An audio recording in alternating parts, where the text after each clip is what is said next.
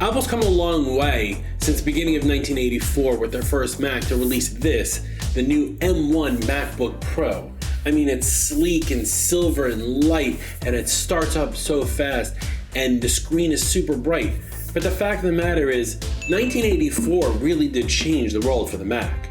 In fact, they released the first portable, and I like to say it's this one, the Mac 128K. Let's take a look at it. The Mac 128K was released in 1984 after a very exciting Ridley Scott produced commercial that aired during the Super Bowl of that year.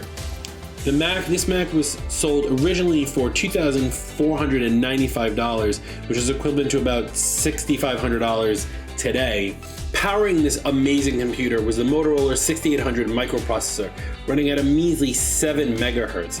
To compare that today, the M1 doesn't even have a speed because we've crossed that threshold of what speed matters.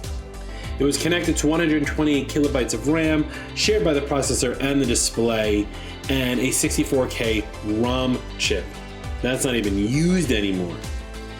The monitor was a gorgeous 9-inch, 512 pixel monochromatic screen that gave a new light to personal computing. One of the really interesting facts about this machine is that Steve Jobs insisted that the Mac ship without a fan, which actually happened with this machine. There's no cooling in here. Instead, it relied on convection cooling with vents on the top to let the air out. On the back of the case, all of the creators of the Macintosh have their name digitally etched into the metal.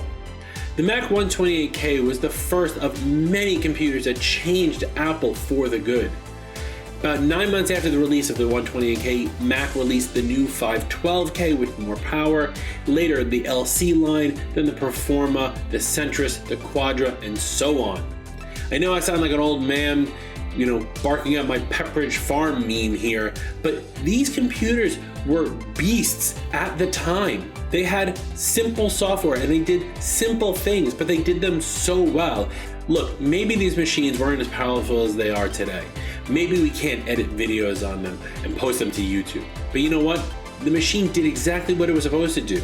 It was a word processor, it was a calculator, and it played a hell of a game of Brickle. I love my 128K. I think it's a great piece to have in any Mac museum. You can find them on eBay, relatively price point, somewhere between $2,000 and $1,000 depending on the condition. And I think it's a great piece if anyone's looking for some collector memorabilia for their Mac museum. I'm Justin from Virtua Computers. If you like this video, like and subscribe. Tell us more what you want to see in the comments below, and we'll see you next time.